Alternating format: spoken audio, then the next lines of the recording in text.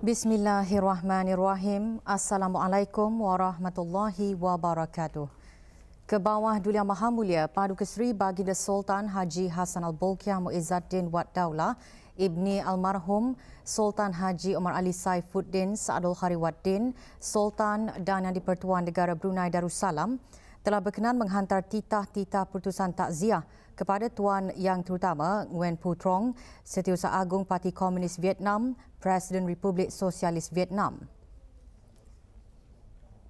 Dan Tuan Yang Terutama Nguyen Xuan Phuc, Perdana Menteri Republik Sosialis Vietnam dan juga kerajaan serta rakyat Republik Sosialis Vietnam berikutan dengan kejadian hujan lebat dan taufan Vemco yang melanda Republik Sosialis Vietnam sehingga mengakibatkan kehilangan nyawa dan kerosakan harta benda awam.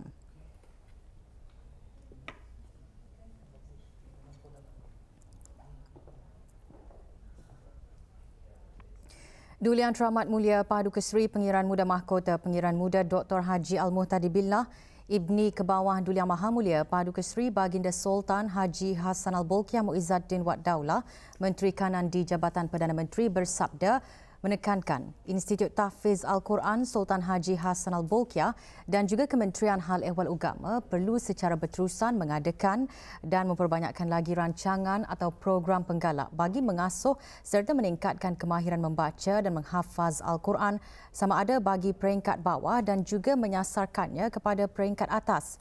Ini sabda Duli Yang Teramat Mulia sudah setentunya akan memberikan pendedahan yang sangat bermanfaat bagi para graduan untuk berpandangan lebih jauh ke arah meneroka lebih banyak peluang dalam mengembangkan dan mengongsikan ilmu yang dimiliki masing-masing.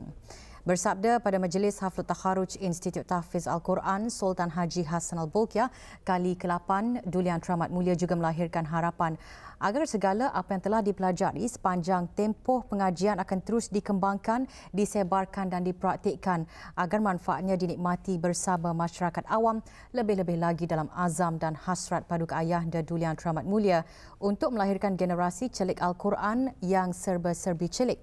Majlis berlangsung di Pusat Persidangan Antarabangsa Berakas.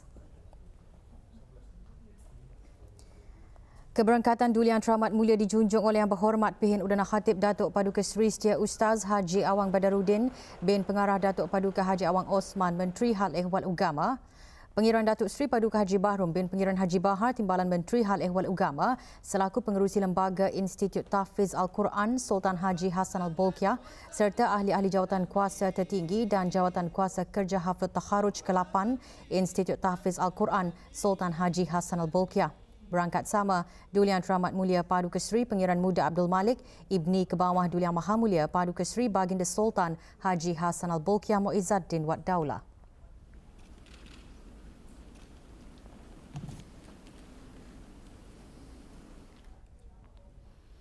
Persembahan hafazan ayat-ayat suci Al-Quran Surah Ibrahim yang disampaikan oleh Awang Abdul Haziq Sharafuddin bin Abdul Habib, graduan Diploma Aliyah Qiraat, menjelaskan berkat keimanan dan ketaatan Nabi Ibrahim alaihi salam dan keluarganya serta doa yang dipanjatkan dengan penuh rasa kehambaan, Allah Subhanahu wa taala memberikan Makkah rezeki yang melimpah ruah. Keimanan dan ketaatan Nabi Ibrahim alaihi salam dan keluarganya serta munajat doa yang dipanjatkan dengan penuh rasa kehambaan. Dalam sembah alu-aluan, Menteri Hal Ehwal Agama antara lain menyembahkan kejayaan yang dilakar oleh Institut Tahfiz Al-Quran Sultan Haji Hassan Al-Bolkiah hendaklah dijadikan perangsang untuk mendorong ke arah membuka peluang-peluang yang lebih luas bagi kerjaya graduan institut berkenaan. Bagaimanapun kejayaan setakat ini yang cemerlanglah namanya itu tidaklah menjadikan pimpinan institut setakat berpuas hati. Sebaliknya ia hendaklah dijadikan perangsang untuk mendorong ke arah membuka peluang-peluang yang lebih luas bagi kerjaya graduannya dalam jangka pendek dan jangka panjang. Hal itu termasuklah untuk meneliti semula kandungan kursus untuk pelajar-pelajarnya mengikuti kemahiran lain di samping hafaz Al-Quran dan ilmu-ilmu Al-Quran atau berpengetahuan dalam bidang agama semata-mata, tentulah ini sangat mencabar, namun ianya sangat perlu dan tepat untuk diusahakan. Duli Yang Teramat Mulia bersabda, bersukut dengan genap 1 dekad program Diploma Aliyah Qiraat, negara bersyukur dengan jumlah terbesar sejauh ini, seramai 39 graduan yang menjadikan jumlah keseluruhan lepasan Diploma Institut Tahfiz kepada 153 graduan. Hasrat murni kita adalah menjurus kepada melahirkan generasi hufaz yang menyumbang secara langsung kepada kecemerlangan institut khususnya dalam melahirkan lebih ramai generasi hufaz negara serta memelihara kesinambungan generasi penjaga kalamullah di negara ini, menerusi program-program relevan yang menitik beratkan kaedah pembelajaran yang sepadu dan seimbang menurut peredaran serta tuntutan zaman. Keseimbangan dan kesepaduan adalah dikaitkan dengan kesan positif amalan kerohanian menerusi hafazan Al-Quran yang mempengaruhi serta memperkasa aspek emosi, rohani, jasmani dan intelek. Mengenai hasrat ke bawah Duli Yang Maha Mulia Paduka Seri Baginda Sultan dan Yang di-Pertuan Negara Brunei Darussalam untuk membina generasi Al-Quran, Duli Yang Teramat Mulia dalam sabda menggariskan maksud membina generasi Al-Quran ialah melahirkan generasi celik Al-Quran yang seideal-idealnya.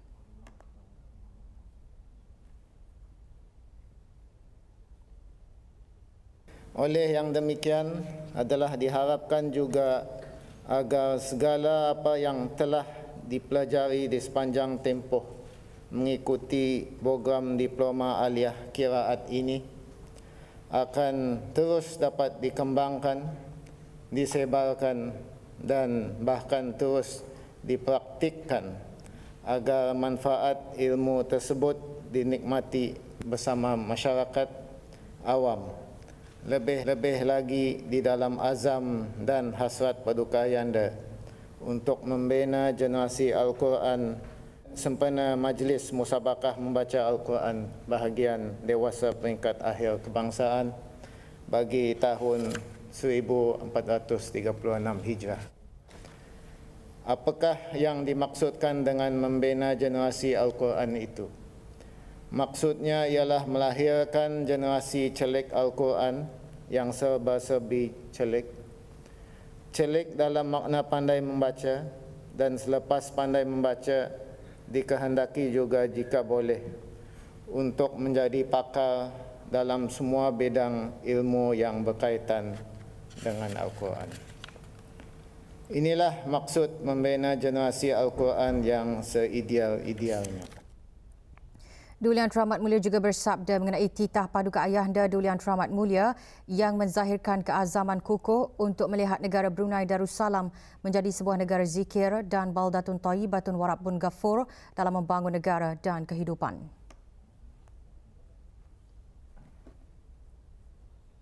Sehubungan dengan itu adalah sangat perlu bagi Institut Tahfiz Al-Quran Sultan Haji Hasnal Bolkiah dan juga Kementerian Hal Ehwal Agama untuk secara berterusan mengadakan dan memperbanyakkan lagi rancangan atau program penggalak bagi mengasuh serta meningkatkan kemahiran membaca dan menghafaz Al-Quran semada bagi peringkat bawah dan juga menyasarkannya kepada peringkat atas.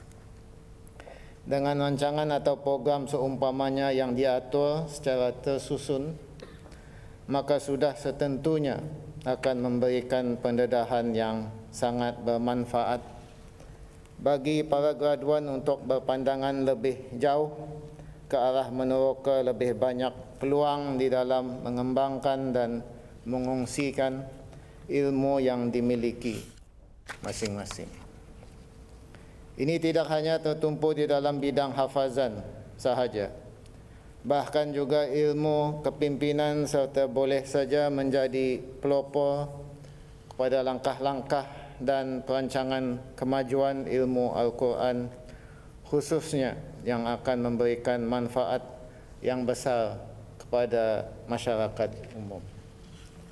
Dalam hubungan ini, peluang adalah terbuka luas bagi para graduan untuk seterusnya berperanan sebagai pembimbing masyarakat yang berjiwa tinggi dan berdaya saing dengan mempelbagaikan kebolehan serta potensi masing-masing dalam mempraktikkan apa-apa yang tersurat dan tersirat di dalam kitab Al-Quran sebagai pedoman dan haluan kehidupan bernegara dan bermasyarakat yang syumul.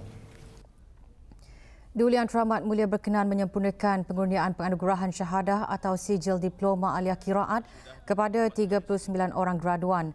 22 orang graduan mendapat pangkat mumtaz yakni cemerlang, 13 orang mendapat pangkat jayid jiddan atau sangat baik dan 4 orang pangkat jayid yakni baik.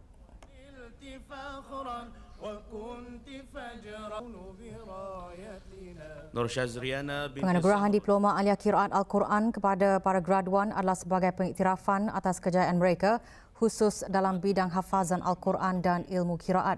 Sepanjang mengikuti pengajian selama 4 tahun, para graduan juga diterapkan dengan pelbagai modul termasuk Melayu Islam Beraja, dirasa Islamiah iaitu fiqh, tafsir hadis, bahasa Arab dan bahasa Melayu. Majlis yang penuh keberkatan ini merupakan keberhasilan usaha berterusan Kerajaan ke bawah Duli Yang Maha Mulia Paduka Seri Baginda Sultan dan Yang di-Pertuan Negara Brunei Darussalam dalam memartabatkan pendidikan Al-Quran di negara ini. Sharafuddin bin Abdul Habib.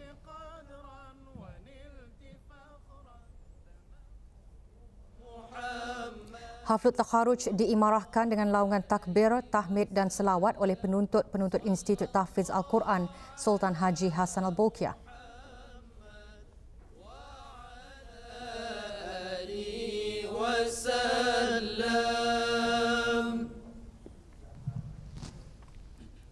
Doa selamat dibacakan oleh Yang Berhormat Pihin Orang Kaya Paduka Seri Utama Datuk Paduka Seri Setiawang Haji Salim bin Haji Besar.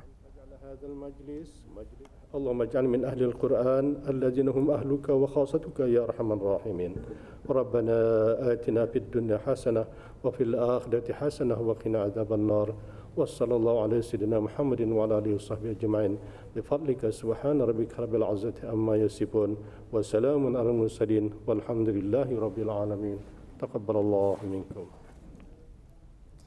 Penekanan negara terhadap Al-Quran merupakan salah satu penyumbang besar ke arah merealisasikan hasrat murni menjadikan negara Brunei Darussalam sebagai sebuah negara zikir.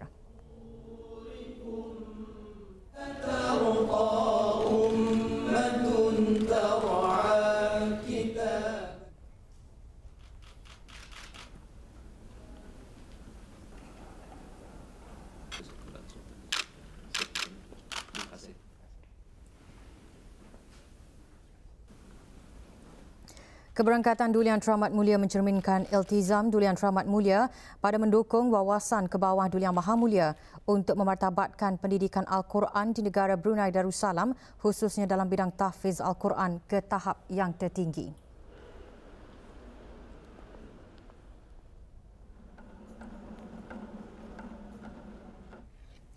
Lebih banyak berita menyusul selepas ini. Teruskan bersama Berita Pagi. Kami disakiti, diugut, kami sedih, kami tidak disekolahkan, kami rasa sunyi dan lapar.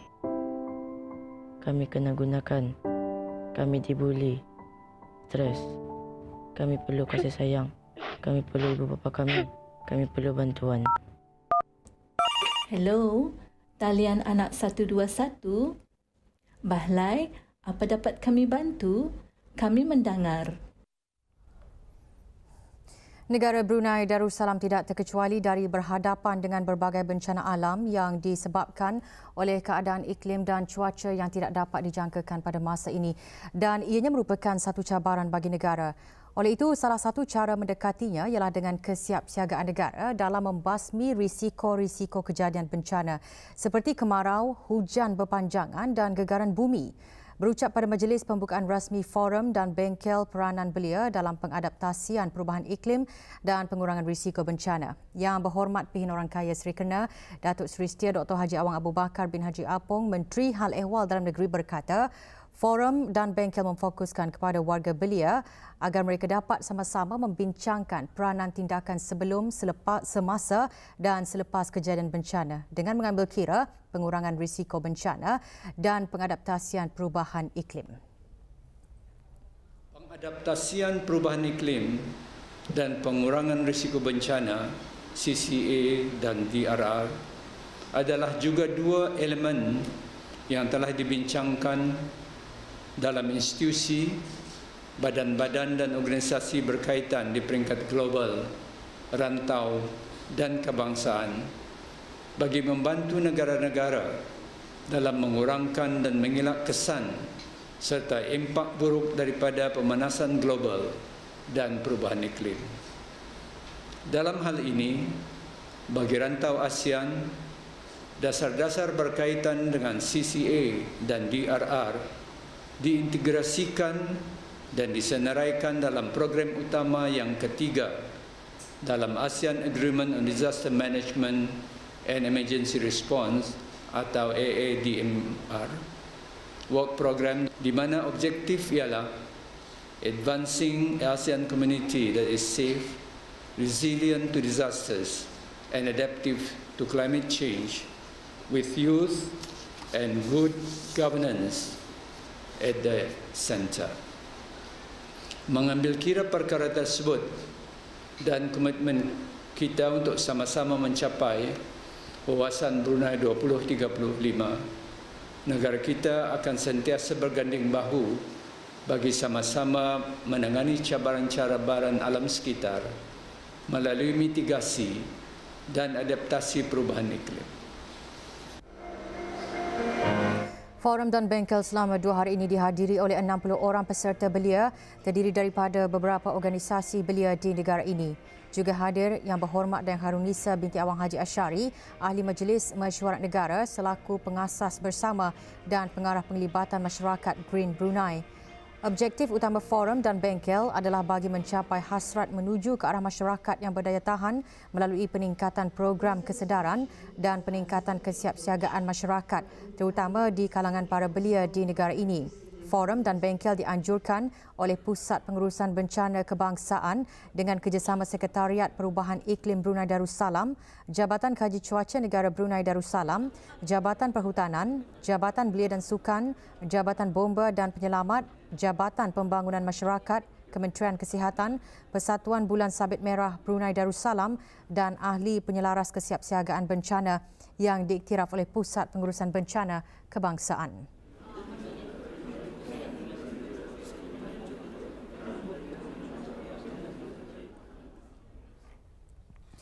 Cabaran-cabaran yang dihadapi pada masa ini dalam hal ehwal kesihatan di peringkat global serta perubahan dasar penjagaan kesihatan yang inovatif dan berdasarkan bukti dibincangkan semasa Sidang Kemuncak Inovasi untuk Kesihatan 2020.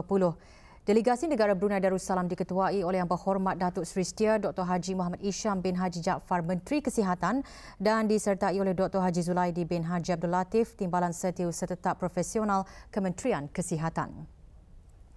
Sidang kemuncak yang diadakan secara dalam talian dari Qatar itu dirasmikan oleh Yang Teramat Mulia Syekha Moza binti Nasir, pengerusi Qatar Foundation. Seramai 564 wakil terdiri daripada pertubuhan kerajaan dan bukan kerajaan telah menghadiri sidang kemuncak tersebut, termasuk Perdana Menteri Mauritius, Menteri-Menteri Kesihatan dari negara Brunei Darussalam, Nicaragua, Qatar, Perancis, Greece, Oman, Maldives, Dominika, Palestin dan Georgia serta Urustia dan Timbalan Urustia Agung Pertubuhan Bangsa-Bangsa Bersatu PBB.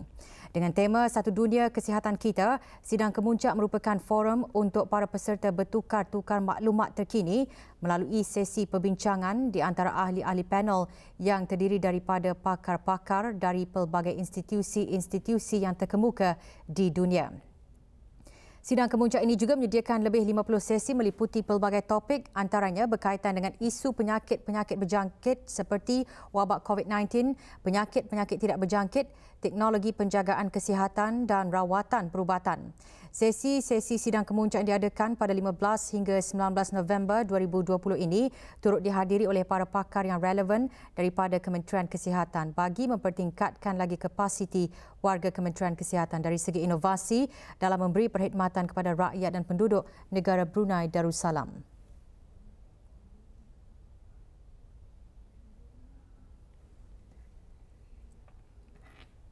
Hampir 40 orang termasuk kaki tangan dan graduan menerima anugerah cemerlang Universiti Teknologi Brunei 2020. Majlis berlangsung di Tarindak Dipolo, Jerudong. Penyampaian anugerah disempurnakan oleh Yang Berhormat Datuk Seri Setia Dr. Awang Haji Mat Suni bin Haji Muhammad Hussein, Menteri Tenaga. Tahun ini, UTB menganugerahkan sejumlah 8 ahli akademik dan kaki tangan bagi kecemerlangan melalui perkhidmatan mereka dengan universiti. Para penerima masing-masing dianugerahkan dengan plak, sijil pengiktirafan dan hadiah wang tunai sejumlah RM1,000. Sementara bagi penerima hadiah khas menerima sijil. Majlis diteruskan dengan penyampaian anugerah cemerlang graduan dalam pelbagai kategori kepada 31 orang. Kategori anugerah termasuk anugerah Naib Chancellor.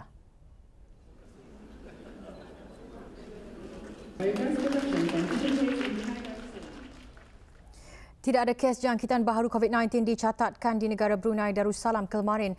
Dalam siaran akhbar mengenai perkembangan situasi jangkitan COVID-19 di negara Brunei Darussalam, Kementerian Kesihatan memaklumkan jumlah keseluruhan jangkitan 148 kes dengan kes yang sembuh seramai 145 orang.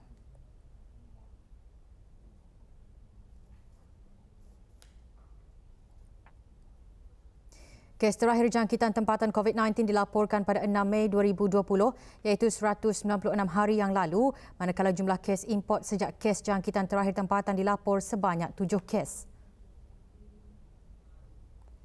561 orang sedang menjalani pengasingan diri mandatori, manakala seramai 8,036 orang menamatkan pengasingan diri mandatori sejak Mac lalu.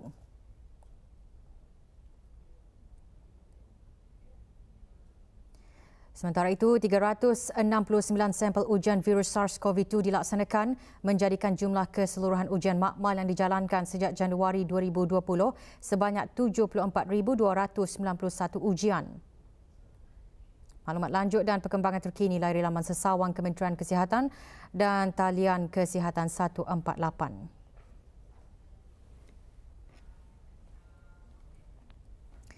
Para pelajar Institut Tahfiz Al-Quran Sultan Haji Hassan Al-Bolkiah tidak terkecuali daripada didatangi pelbagai cabaran. Namun berbekalkan semangat dan dorongan keluarga, cabaran tersebut dapat ditempuhi oleh para graduan dengan sebaiknya sehingga mencapai kejayaan. Saya tidak lain tidak bukan juga doa kedua ibu bapa, dorongan pensyarah-pensyarah itu, sebab mereka lah kami bersemangat untuk mencari ilmu sampai sekarang. Alhamdulillah. Tani ni belajar kerana semata-mata kerana Allah Subhanahu Wa Taala, dan Tani mesti kenang balik yang banyak yang sudah Tani lalui sebelum ini, so Tani tidak boleh putus asa. InsyaAllah lepas itu Tani boleh bangkit semula dan teruskan perjuangan Tani sebagai seorang pelajar. Peluang yang diberikan dalam menimba setiap ilmu selama pengajian di Institut Tahfiz Al-Quran sangat-sangat dimanfaatkan mereka demi membalas balik jasa-jasa pengorbanan guru-guru serta menanai amanah dalam memantapkan lagi ilmu Al-Quran. Para graduan masing-masing menetapkan niat untuk mengongsikan ilmu-ilmu Al-Quran di kalangan masyarakat.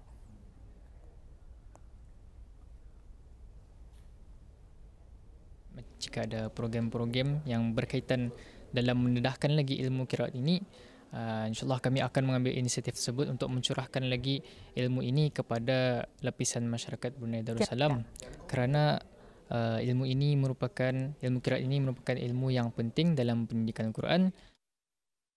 InsyaAllah saya akan mengadakan program dalam mengutamakan Al-Quran dan Al-Qiraat supaya Al-Quran dan qiraat ini dikenali di semua lapisan masyarakat. Dengan belajar bersungguh-sungguh sampai ke tahap yang tinggi, pengajian yang tinggi di dalam bidang tahfiz dan qiraat. Lepas itu insyaAllah jika habis sudah belajar, boleh menjadi guru di tahfiz ataupun mengajar ilmu qiraat ini. Di atas jasa Institut Tahfiz Al-Quran kerana telah membimbing saya sehingga saya berjaya ke hari ini. Saya akan membalasnya dengan belajar lebih tekun lagi dan belajar ke peringkat yang lebih tinggi lagi selepas ini.